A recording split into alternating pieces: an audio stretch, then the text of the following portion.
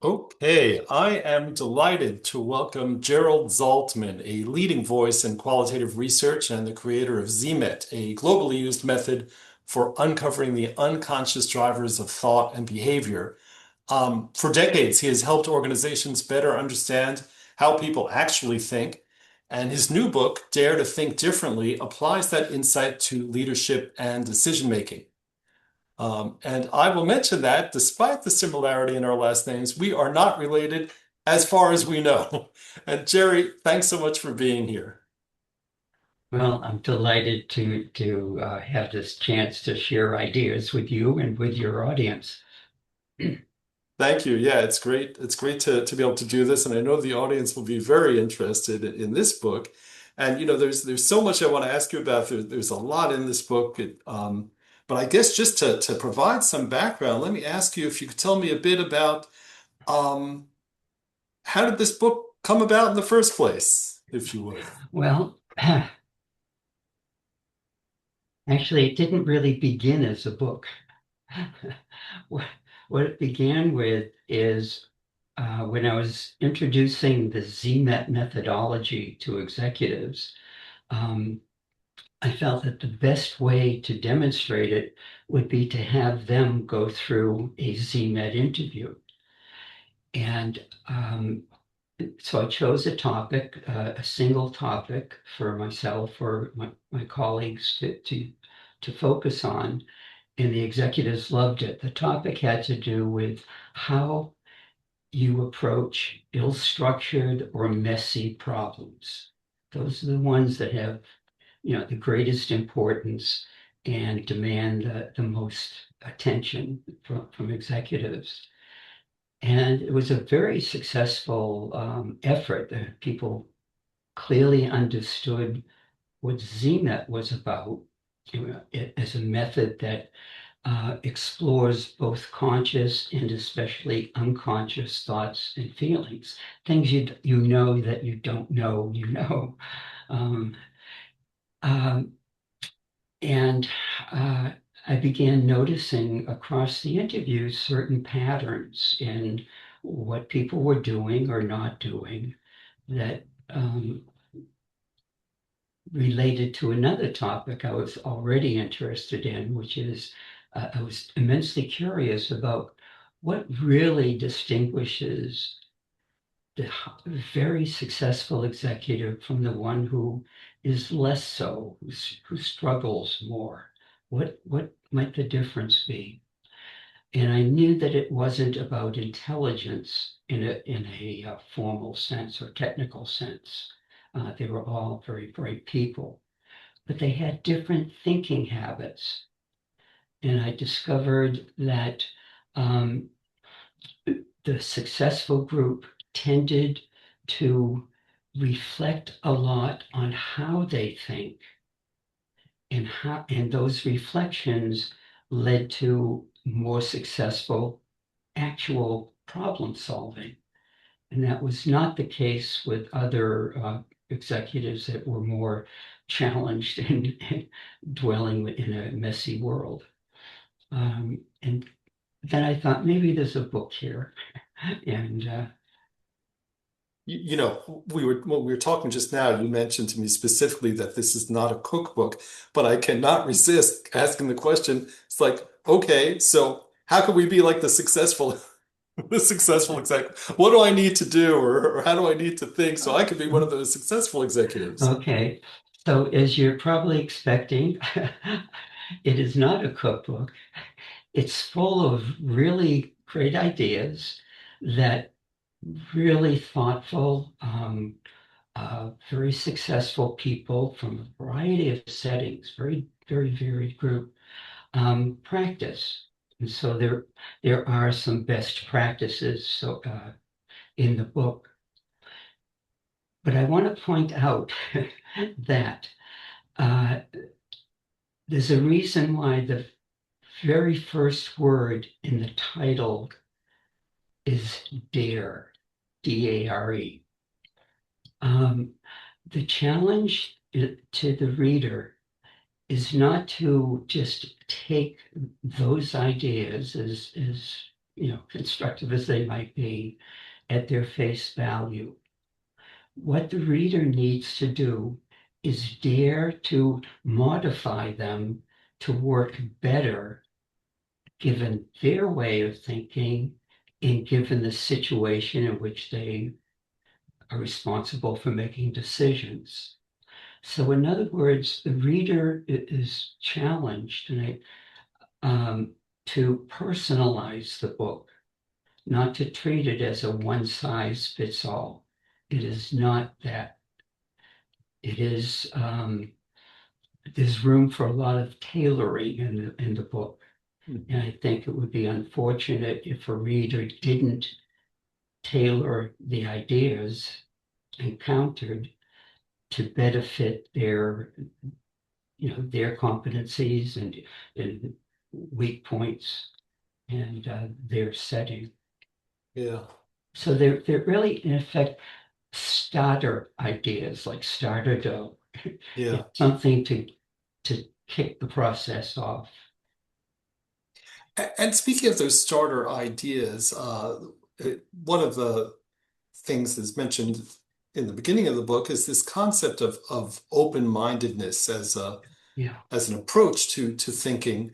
Um, and when you use the concept, it means something a little more specific than just, oh, be open-minded.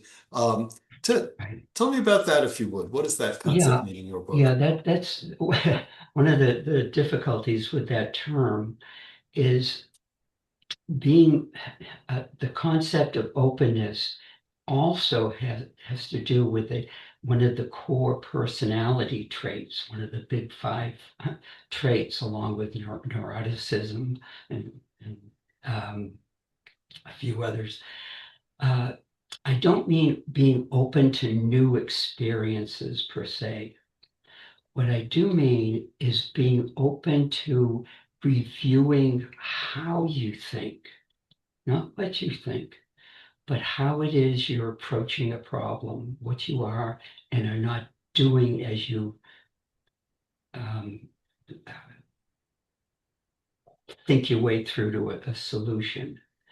And that's one part of it, focusing on how you're thinking, but also being willing to make improvements where necessary. And that's also an area where daring is required. It's a little tough, even if it's very privately, to acknowledge that I really screwed up. I was, doing something the wrong way or uh, backwards or something. So it's being open to reflecting on your own thinking and making some changes where you find it necessary. What I'm hearing in that description is humility, which I don't immediately think of as a typical trait of senior executives. Right. Yeah, it is humility, and it's not the self-effacing kind of humility. It's a constructive humility. It's a willingness to own up to a shortcoming. Uh, and the senior executives really do that. And they do it as a signal to others in their purview that they can and should be doing the same thing. I used an example of someone who every month, his senior staff, uh, they have a competition to see who had the biggest screw up in that monthly period, and they get awards for doing that and talking about them. Um, and that's a very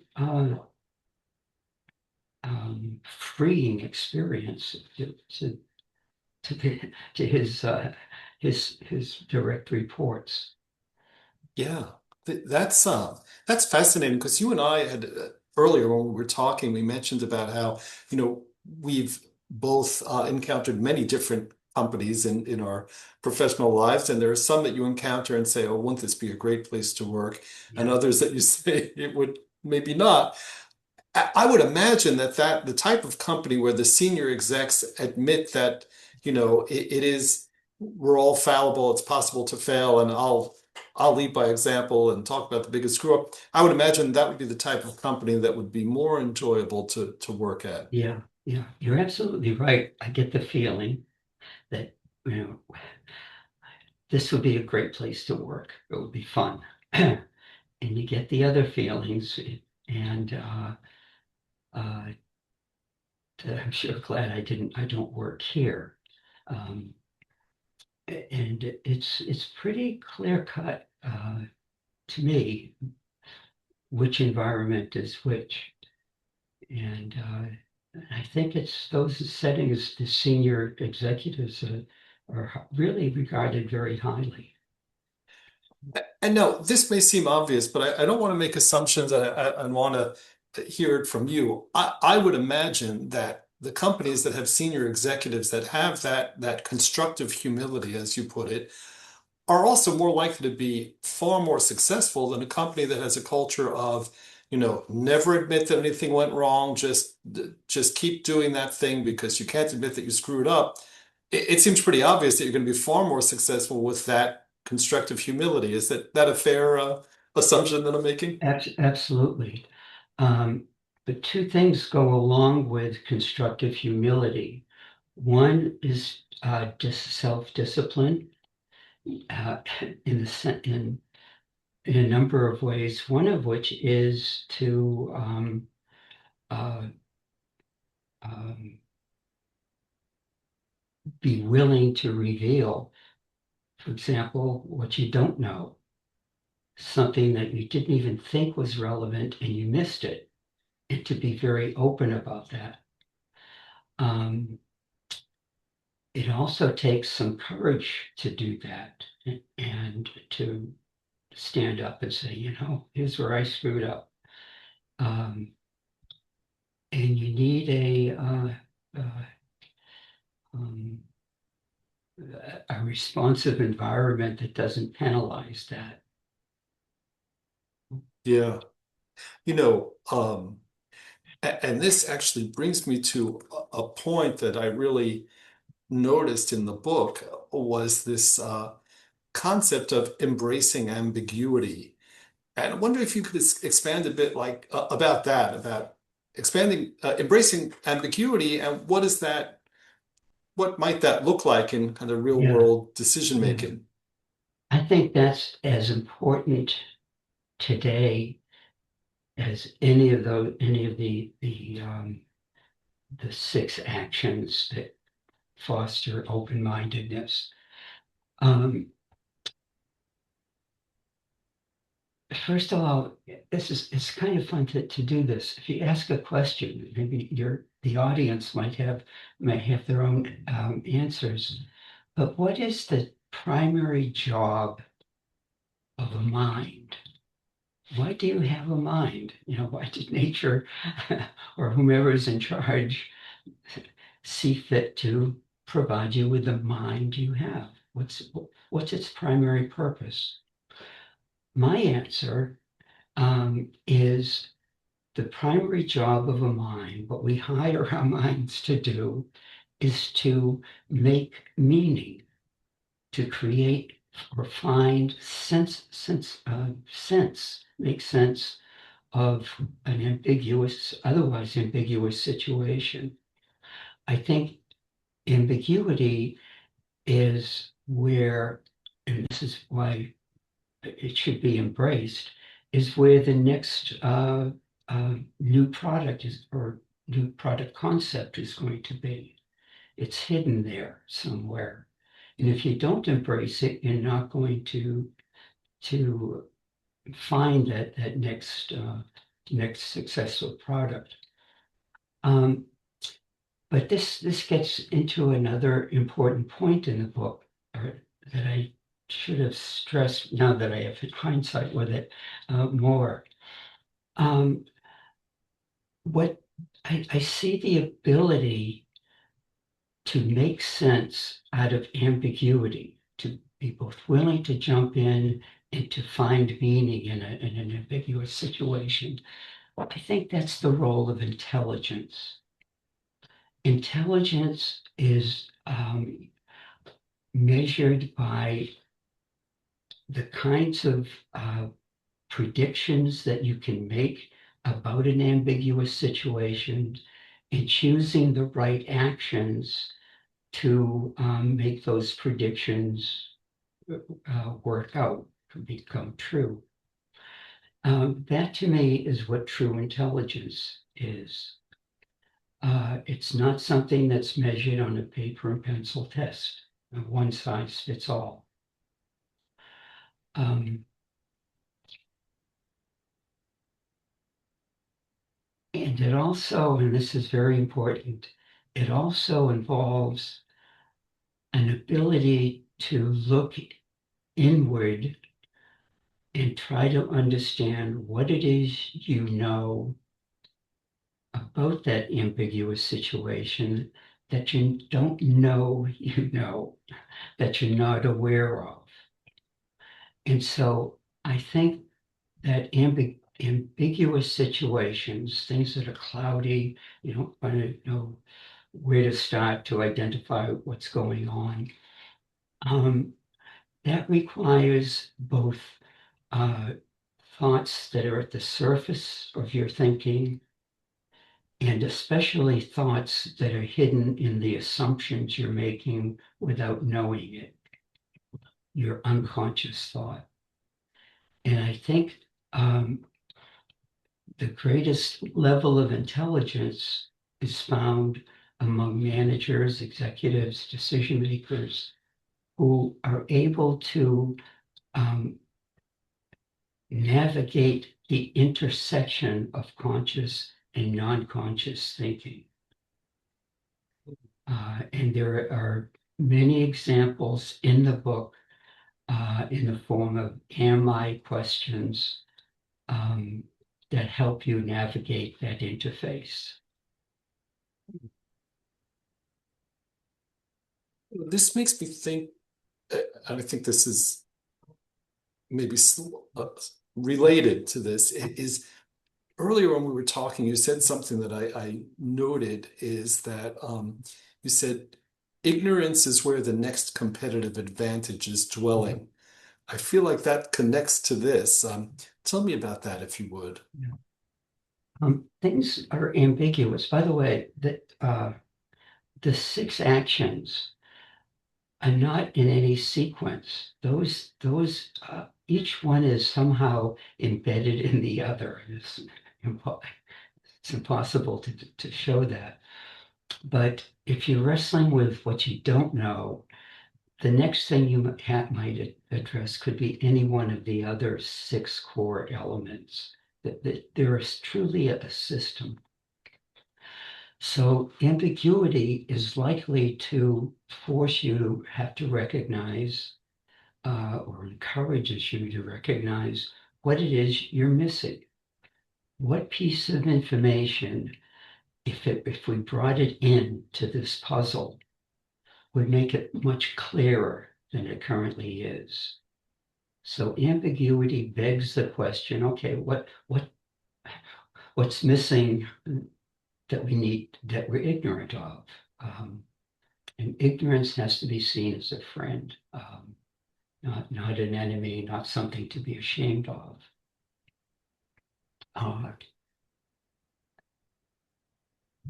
That's interesting. So what we're ignorant of, but that point that it may lead to, you said a competitive advantage, that it sounds like there's something.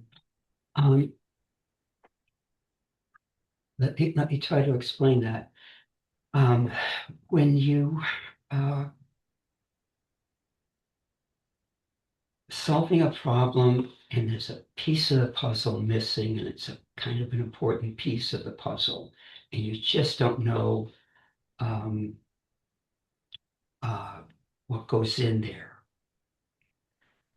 And it could be a source of competitive advantage if you could only fill it in. That's where imagination becomes important.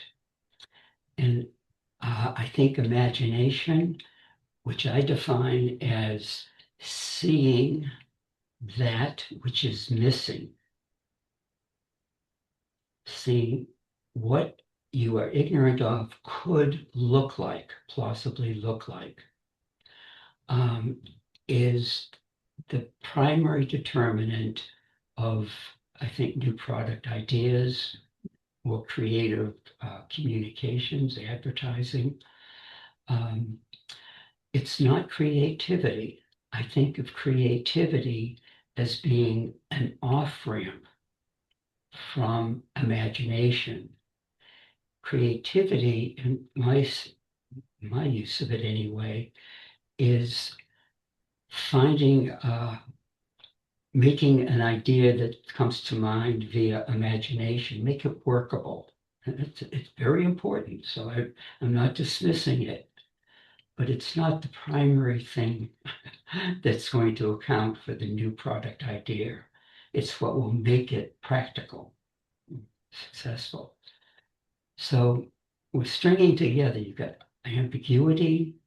Ambiguity has major pockets of things you don't know. And what you've got to do is picture what could go into that missing pocket. That's imagination. And that's where the next idea lies. Fascinating about that distinction between creativity and imagination. I'm highlighting that on my end. For, Yeah, I think creativity um, can get uh, overused. It, a good way to stop a conversation is when someone says creativity, is to ask them what they mean. And that's not a way to be popular, but usually makes the point that we really don't have a good sense of how we're using it. yeah, that's a good, I have to remember that. A good way to stop a conversation. Um, but yeah, I can see that it's a slippery thing. But yeah, creativity and imagination, those two, and that makes me think. Earlier, you were talking about, what is a mind for, and both that and this distinction about creativity and imagination makes me think about. You talk in the book about AI and the distinction between thinking like and thinking as. Um, and yeah, and I thought that was fascinating. Tell us a bit about that, if you would.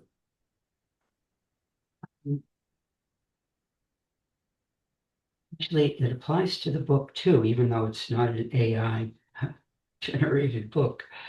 Um, Thinking like is using what I call proxy thinking. I don't want to encourage readers to think like um, the people I'm reporting on in the book. I want them to think like them in a way, but to do it there, not like them, but as the person themselves. Members of your audience are all different. They're unique. It's no matter how similar they might be in background or educational experience or who knows what cultural background. Um, Everyone is unique. If you cloned one person 99 times, you'd have 100 different people. So, and I want your audience to think of themselves as unique. There's only one of them. And to use the ideas in the book to develop their particular thinking style. Um, I see that a heavy reliance among some on the use of AI is not improving decision making or thinking. It's just thinking like it's Um, it's imitating. It's the use of a prosthetic. It's a fake mind. It may do pretty good. It'll never do exceptionally well.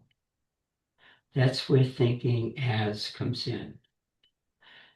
And the best way to explain it, I hope I'm not getting too far into the weeds, is what's the difference between uh, a robot or a computer um,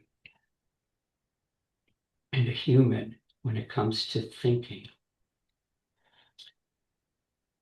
There's one critical difference. What where thinking really occurs for you and I and your audience is with regard to the synapse between neurons. Now, there are what, 86 billion neurons in the average brain, and those 86 billion form about 100 trillion connections. Those connections are mediated by over 100 chemicals, and the connections are in constant state of flux. Those chemicals are not how, in their variation, is not how AI works. AI works strictly according to electrical connections that have very little variance, if any. The chemical variance going on between our neurons for humans is constantly changing. And that's a source of freshness of new ideas. It's where new ideas are born. Hmm. And so there's this fundamental difference in mechanical thought versus human thought. Yeah. Now, you mentioned that it's like a prosthetic. In some cases, executives will say it's a very helpful prosthetic to them because obviously there are things it can do faster. Absolutely. But so I'm wondering, taking that into account, and I know we're almost out of time. There's so much to talk about, but I'm thinking, uh, what could still be. I'd love to hear your perspective on, you know, obviously there are executives and management, they are outsourcing some capabilities to AI. I'm wondering if are there any specific human capabilities that you would say this is something they should not outsource? Like what's important that leaders keep when it comes to what humans are doing versus the robots.